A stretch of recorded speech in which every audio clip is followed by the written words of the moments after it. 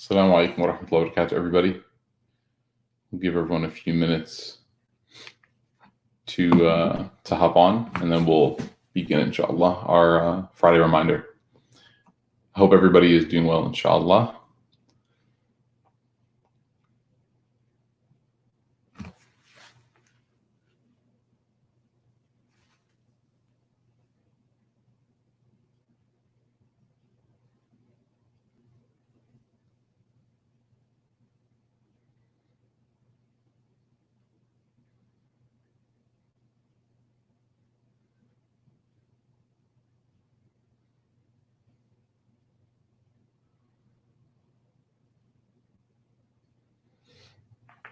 Okay. Bismillah walhamdulillah wa salatu wa salamu ala rasulillah wa ala alihi wa sahbihi ajma'een. Welcome everybody to our weekly Friday reminder, the session that we have to keep our Friday afternoons filled with tazkirah, mudhakirat, inshallah, these reminders that we hope can keep us spiritually going in lieu of our Jum'ah prayer. And inshallah, when Allah subhanahu wa ta'ala wills it, and it's safe to go and attend Jum'ah prayer in your area or my area, then inshallah it'll be a smooth transition back to attending Jum'ah and having these Friday reminders, bi'idhnillah. Today's topic that I wanted to discuss is something that I hope everybody will find relevant to their life. And I think when I think about it, this is actually something that my mom sent me in a WhatsApp message. My mom has a habit of sending different ahadith and different narrations with her own reminders, as many of your parents or uncles and aunties probably have done to you. And so she sent this hadith and she sent this reminder. So this khutbah, or this Friday reminder, was actually, carved by my mother. And it comes to us in a narration that is narrated by Imam Bukhari in his Sahih. It's narrated by Abdullah bin Umar, radiallahu anhuma, the famous young companion, the son of Umar bin Khattab, radiallahu anh. And he narrates actually a story in which the Prophet Muhammad sallallahu alaihi wasallam tells us a story about people, about three people. And before I begin the hadith, before we kind of go through the hadith, this hadith covers something that is so around us, but we fail to realize it. And it covers a solution to a challenge or a fear that many of us have, but we don't recognize it. And this hadith is a hadith that gives us, the response that we're looking for. The question that I often get, and many of us have probably, is when I'm making dua to Allah, when I'm praying to Allah and I'm seeking from Allah subhanahu wa ta'ala, what is the prayer that I can make? What is the prayer that I can say in which Allah subhanahu wa ta'ala will answer me? And, this was even the kind of questions that Aisha radiallahu anha, she asked the Prophet sallallahu alaihi wasallam, that if I find the night of power in Ramadan, if I find Laylatul Qadr, may Allah subhanahu wa ta'ala give us another Ramadan, inshallah. If I find it, what should I say? Some of the companions would ask the Prophet sallallahu alaihi wasallam, when I'm making tawaf, what should I recite? So the idea of seeking out how to make dua is not a sign of weakness of faith. In fact, it's a sign that a person is really trying to do the right thing in that moment. Like, if I'm making dua to Allah, what can I do to make sure that this dua is answered? What can I do to make sure that my application makes it to Allah, that my request, my proposition, that Allah subhanahu wa ta'ala receives it? And, there are definitely certain things that a person can do, being in a state of wudu, doing dua after completing a good deed, facing the qibla, doing it after prayer, doing it while fasting, giving sadaqah. There are so many different avenues in which a person can, elevate and catalyze the response for their dua. But when you look in the books of tazkiyah, when you read books by people like Ibn al-Qayyim, or when you read books by people like Imam al-Ghazali or Ibn Taymiyyah, And I asked my teacher, Sheikh Abdel Nasser, Mufti Kamani, Sheikh Mikhail, and you ask all of these, people, what's the key to making good dua?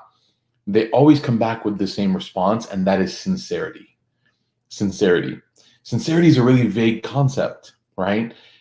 Sincerity means to be doing something for a singular purpose or a singular goal, to not be distracted or not be, deflected, to not have your intention be corrupted. But again, it's something that's very hard to sort of tie down, because sincerity is something it's internal. It's something that is only known by the individual themselves. I can't look at somebody else, as much as we feel comfortable doing this, and this is a big problem. I can't look at somebody else and say that I know if they're sincere or not. They may give some indications, just like many of us do, but ultimately their sincerity is only known by Allah and by themselves in their heart. So when a person says, oh, your dua will be accepted as long as it's sincere, it's like a great answer, but it's also kind of a difficult answer as well. Because, okay, well, now I have the answer to my question. Your dua will be accepted as long as it's sincere. But then you're like, but how do I know it's sincere? And how do I make sure that I have that ingredient of sincerity in my recipe, right? In my dua, when I'm putting my dua together, how do I know that I have that sincerity there? So there's a hadith that the Prophet ﷺ gives us, and Abdullah bin Umar, he narrates it. And he tells a story of three people. And these three people, he says, بينما ثلاثة نفر يمشون أخذهم المطر. That there were three men in a group, they were walking together, and all of a sudden it started raining. Okay? And so what they did was they went and they sought shelter and they sought refuge from the rain. It was very heavy rain, apparently. And so instead of, keeping on their journey, they didn't have any sort of, vehicle or something to keep them dry, no umbrella. So they ran into إلى غار في جبل. They ran into a cave inside of a mountain. That was like their rest stop. They pulled over. Even now when it rains really hard and you're driving in a car and you're going under a bridge, when it's really hard, you might see people pulled over underneath the bridge, right? So they went into a cave inside of a mountain. And when they got inside the cave, when they all got in there and they were drying off, then the hadith, the Prophet ﷺ says that there was a boulder that rolled down off of the cave or the mountain, and it got in front of the mouth of the cave and it blocked them in there. It covered them in there, right? فَانْتَبَقَتْ عَلَيْهِمْ. That it almost like sealed them in, that they became sealed. فَقَالَ بَعْدُهُمْ لِبَعْدٍ. So they started to talk to each other frantically. What are we going to do, right? أَنْذِرُوا أَعْمَالًا. Subhanallah. If you got locked in a cave, right? If we were traveling together, or if you were traveling with friends and you got stuck somewhere, when you try to solve that problem, what's the first thing that you do? You look and you try to see, like, physically, can I pry this open? Can I push it? How strong are we? How heavy is the boulder? Right? You start to look at all the physical manifestations of how you can solve the problem. These three men, they looked at each other when they saw this happen, and they said, أنظروا أعمالا عملتموها, that look at your good deeds, the ones that you did, صالحة لله, the deeds that you only did for the sake of Allah subhanahu wa ta'ala, فَدِعُوا اللَّهَ بِهَا, and call upon Allah biha, with those deeds, لَعَلَّهُ, right, يُفَرِّجُوهَا عَنْكُمْ, that maybe Allah subhanahu wa ta'ala, as a result of that deed that you did, only for His sake, right, صَالِحَةً لِلَّهِ, maybe then as a result of that, He will remove this rock from you. So the answer to the question is actually presented in the beginning of the hadith, but the rest of the hadith is still awesome, so we're going to keep going through it. But the answer is there, that these three people, when they were put in a difficult situation, they didn't see the result of their situation as being a result of their action in that moment. They didn't look at the boulder and say, you know what, we're three guys. Like, we're pretty strong. We can take care of this. They didn't even entertain that idea. When they saw that they were put in a tough spot, instead of referencing or looking to the worldly means of a solution, they instantly, their hearts understood that without Allah, there is no solution. La hawla wa la quwwata illa billah. There is no strength and there is no might except by Allah subhanahu wa ta'ala. There's no might and there's no strength except by Allah. La hawla wa la quwwata illa billah. That's why people say that statement. It's not just a way for your parents to tell you that they're upset with you. A lot of people, we interpret certain adhkar as like we attach them emotionally, So whenever my parents say la hawla wa la quwwata illa billah, we're like, oh my God, they're angry. No, that statement means something more beautiful than just my parents being angry. That means that I am cognizant of the fact that nothing can be done without Allah subhanahu wa ta'ala. And this is something that, Sheikh Abdul Nasser, Mufti Kamani, they always talk about this in their lectures and their reminders. They always say that, it's important for a believer to understand that without Allah, there's nothing. Without Allah, there's nothing. So in this hadith, they say what? They say, أنظروا أعمالا, okay? عملتموها صالحة لله فدعوا الله بها لعله يفرجوها عنكم. That maybe this deed will be the one that saves you. Look at your deeds, not all of them. They put a qualifier, right? Look at your deeds, the ones that you did solely for Allah, because we do a lot of good deeds. So now these guys are sitting there and they say, okay, only Allah can solve this problem. Now we have to go back and look at our deeds. But you look at all of these deeds and you think to yourself, man, subhanAllah, like there are some deeds that I did that were good deeds, but maybe I did them for different reasons. Maybe I did them so that people could praise me, or maybe I did them so I could be appreciated. Okay. Maybe I did them because I really enjoy, people saying thank you to me. Maybe I did them because I know, and even subhanAllah, the levels of sincerity can get even so high that even something that's not a problematic intention, it's not a problematic intention, for example, to like make food for your family because you love them. That's not a bad intention. That's a beautiful intention. Making food for your family because you love them. If I go downstairs right now and I start making lunch for my family and my wife says, why are you doing that? I said, because I love you guys. That's not a bad intention. You're getting ajr for that. You're getting hasanat for that. Right?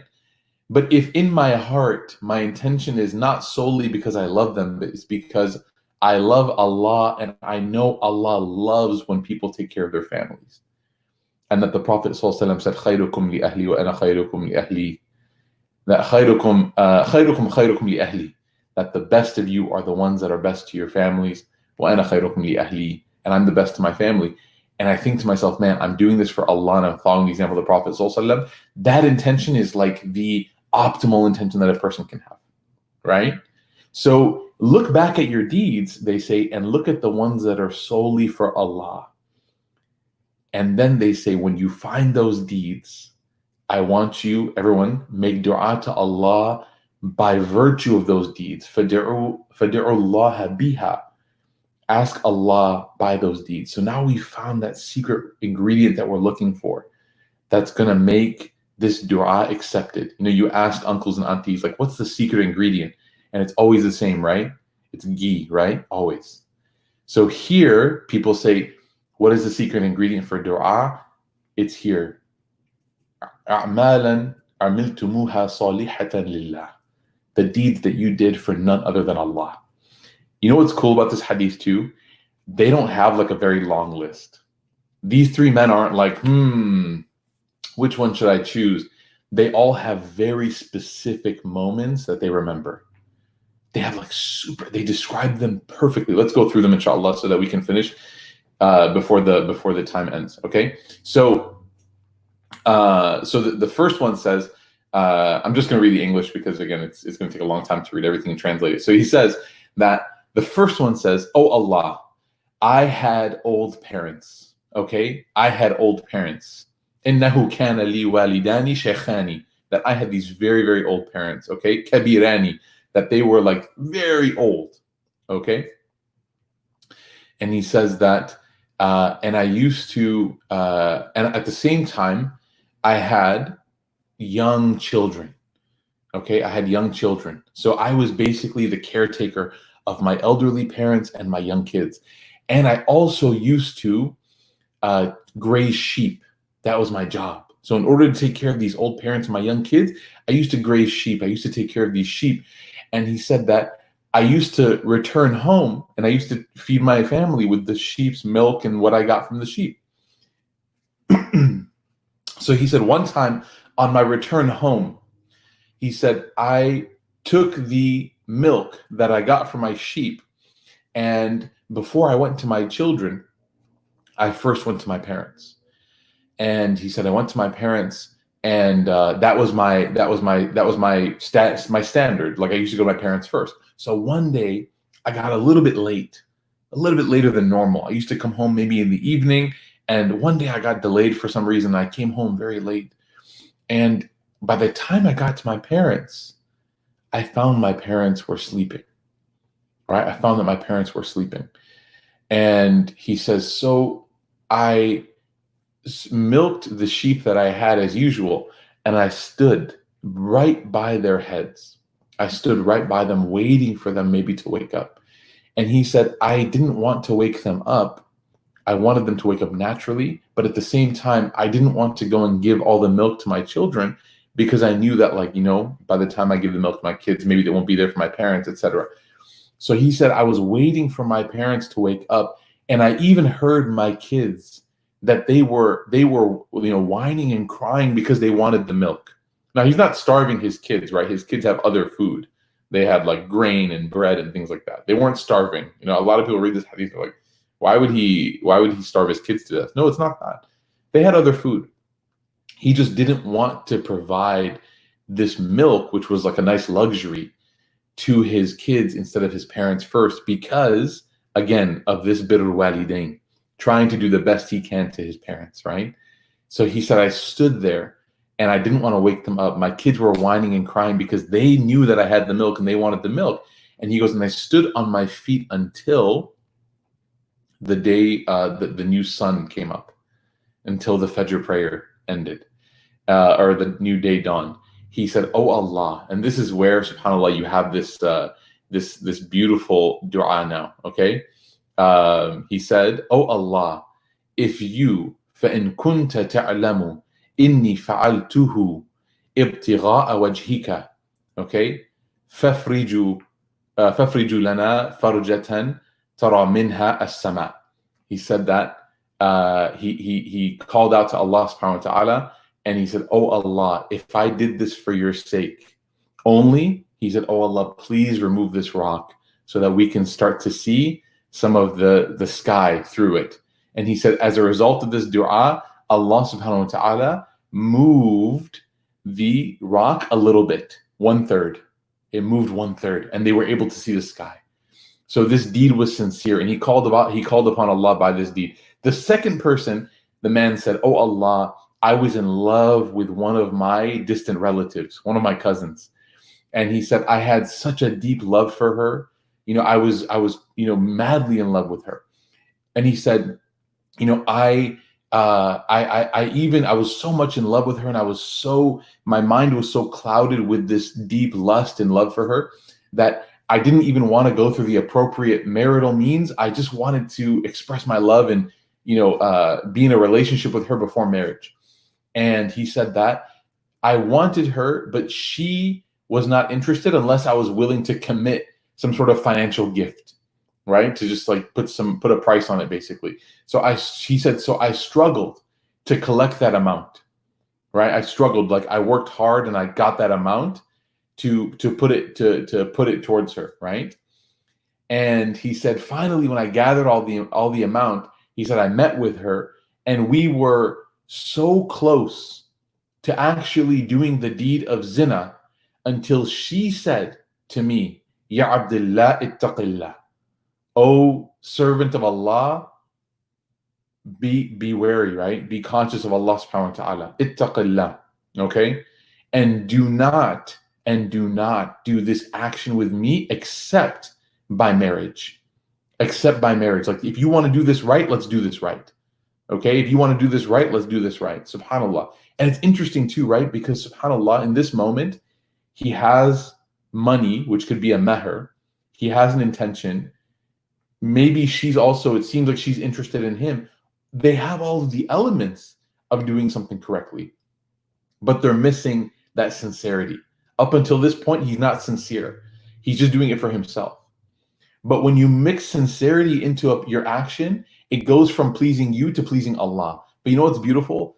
Even when you go to pleasing Allah, it still gives you pleasure. In fact, it gives you more pleasure because you know that you're doing something the right way. So a person can be in a relationship before marriage. It's completely possible, right? If a person could find a person, be in a relationship, absolutely. But what's the difference between a person, being in a relationship before marriage and doing nikah and getting married? What's the difference? Nothing, except for what? Sincerity for Allah, right? The money that you would spend on your boyfriend or girlfriend, that money can be your meher for your spouse. And now you just make your nikah for the sake of Allah. Now you're sincere. And there's barakah now in it. You're not displeasing Allah. You're not getting any bad deeds, but you're also reaping the benefit of it, right? So you get what you wanted, but you're doing it according to Allah subhanahu wa ta'ala. So she reminds him and she says, don't do this, okay? And he said that I was so in love with her. I was so in love with her, but even though I was so in love with her and I was right there and we had everything that we had planned had come together, the money, we had privacy, everything. He goes, in that moment, I stood up. In that moment, I stood up and I walked away. Amazing. So the first man, he did this beautiful good deed. And when he did the good deed and there was an obstacle in him completing it, he remained so that he could complete his good deed. He waited by his parents' bedside. The second man, he was in the middle of doing a horrific deed, right? So sometimes we think ikhlas is only for like the super pious people who are like, oh my God, ya Allah, I was like doing tawaf and I was on my like 19th tawaf that night and I was tired, but I kept going. Okay, Allah, please accept my sincerity. Yes, okay, that's beautiful, right? But what about this man who's in the middle of doing one of the greatest sins of committing zina? And on the border or the barrier of committing zina, right there at that moment of decision, he stands up, right? And in that moment, she also reminds him. She serves as a catalyst to remind him. So she also gets this reward because she's the one who told him, fear Allah, remember Allah, right? So the sincerity that you and I look for, don't think that just because I'm not the perfect, Muslim, don't think that just because I'm not the ideal, the model Muslim, whatever that means. Don't think that just because I don't have the Quran, memorized, I'm not doing this every day. I'm not doing that every day. I don't even dress like that. I don't wear that properly. I'm not even, I miss some of my prayer. Don't think that you can't have sincerity. That's not true. This man was literally on the way to committing one of the worst sins. That Allah hates zina. And right when he was there, he said no, and he stood up. So he said, oh Allah, if I did this for your sake, then please what? Please remove that rock. And the rock shifted a little bit more. Okay? Then the third man, he tells a story. And he says, oh Allah, he says, I hired somebody to plant and to harvest some grains for me, some rice and some grains, some other grains. Okay? And he said that when he finished his job, I offered him his payment, but at the time he refused to take it. So when he finished working, I said, here you go. And he said, no, it's okay. Hold on to it. I'll come back, or like, don't worry about it for now. He said, so I took whatever his payment was, his portion. What they used to do, they used to try to pay them in portions of like grain and rice.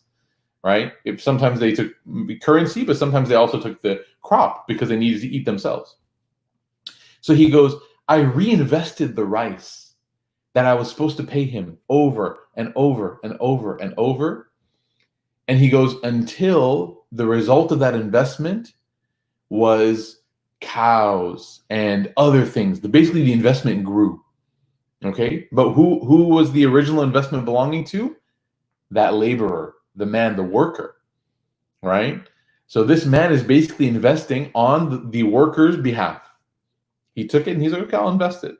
It's like if I owed you money, I said, "Hey, I owe you $1,000." And he said, "No, don't worry about it. Like, just hold on to it. I'll come back for it eventually. Like, I got some other things I got to take care of." So I took the $1,000 and I invested it, and it became 2,000. Right? But it's still not mine because the original 1,000 was yours. So he said, the man came back, and the man said, "Can I have my money now? Ittaqillah, like, come on, you remember you owe me." The worker said that. So the man then responded to the worker, and he said, "Yeah, go and look at all your cows." The man's expecting a bag of rice, right? A little bit of cash, basically, and he's getting a briefcase of cash. He says, go those cows and stuff, those are all yours." So the worker looks at the man, and he says to him, "Don't mock me, man. Don't make fun of me, right? Why? You know that I'm a laborer, I'm a worker. Why are you dangling your Lamborghini in front of me? That's not nice, man. Just give me my payment, let me go." And the man says, "I'm not mocking you." He says, "I took what I owed you, and on your behalf, I just invested it, and it grew, right? So I owed you that much, but it grew. So now here's yours." And the man said, "Really?" He goes, "Yeah, I'm not mocking you. It's all yours." And the man took everything and he left.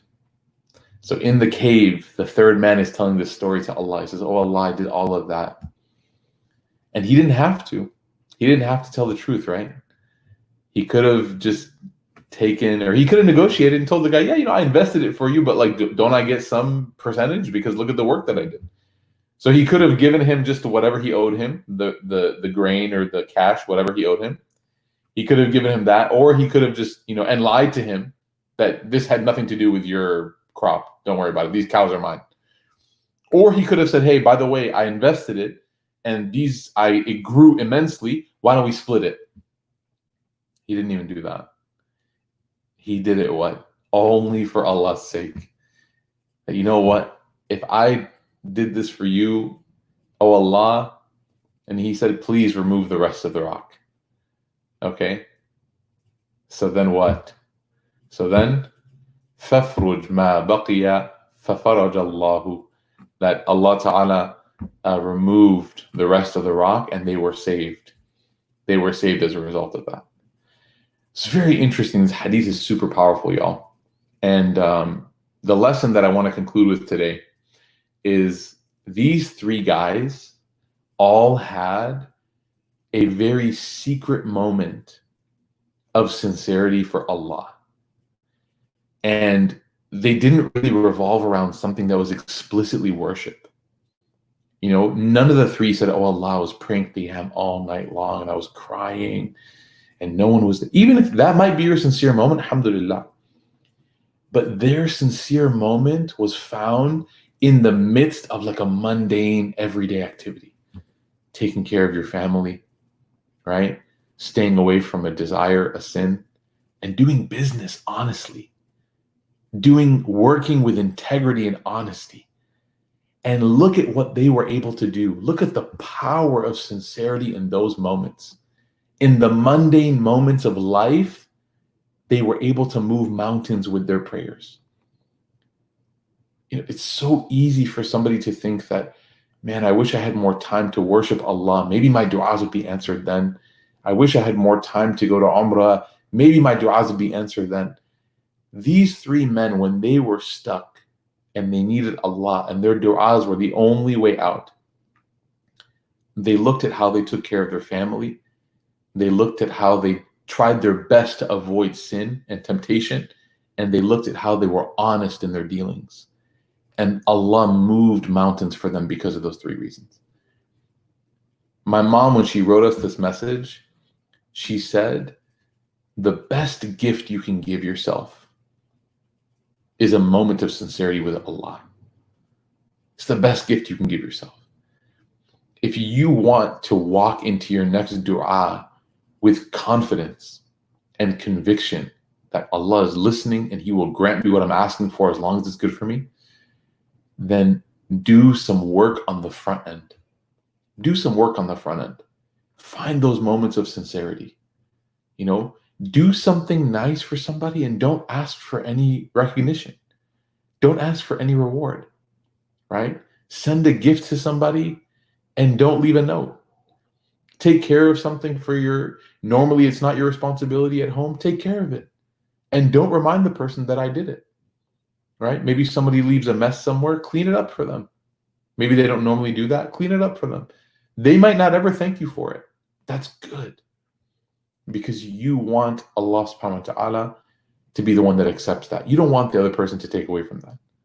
Look for those moments where it's just you and Allah. Look for those opportunities. Find them, like search for them. Don't stumble upon them. Search for those moments. There was a brother one time who was in really hard financial times. And there was a person that I know who was collecting zakat for this person. Right? So they knew that somebody really needed help financially and they were collecting zakat. So I asked them, I was going to spread the word. I was going to, spread the word. So I said, hey, should I tell everyone to give their zakat to you? And he said, no, don't do that. And I said, why? He said, I don't want the person who is in need of it to know that I was the one organizing it. So he's like, so I have a separate person who's collecting it and they're the one that's going to give it to them because I don't want them to know that I did it. I said, but you're organizing it. You're friends with this person. He said, I don't want them to know. I'm trying to go around, right? Look at extra work, taking on extra work. Why? Because it's worth that sincere moment with Allah. And now maybe when that person is stuck in life, there's a boulder blocking him from what he needs in his life. Maybe he can open his hands to Allah and say, oh Allah, you remember that person who was in need and I took it upon myself to find them what they needed, their financial assistance. And oh Allah, you know Allah that I purposely avoided letting them know that I was the one who did that just for your sake. Oh Allah, if I did this for your sake and you know that I did it for your sake, oh Allah, help me. And that dua now becomes like super powered because of that sincerity.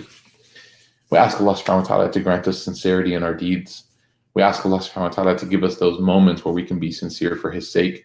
And we ask Allah subhanahu wa ta'ala to accept our du'as and prayers, those which are good for us in this life and the next life. And if we pray for something and oh Allah, it's not good for us in this life and the next life, then oh Allah, give us the reward of that dua and replace it with something better for us. Ameen ya Rabbil Alameen. وصلى اللهم على سيدنا ونبينا محمد وعلى آله وصحبه وسلم تسليما كثيرا.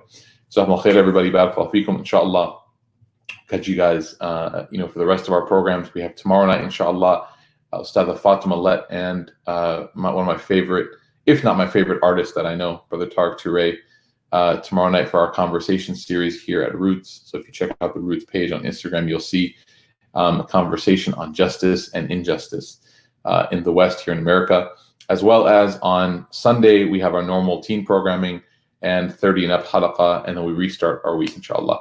I believe it's from 6 to 7:30, the program tomorrow night with Ustad Fatima and Brother Tariq, 6 to 7:30. Check it out, though, on our Instagram and Facebook social media, just to make sure and confirm that timing.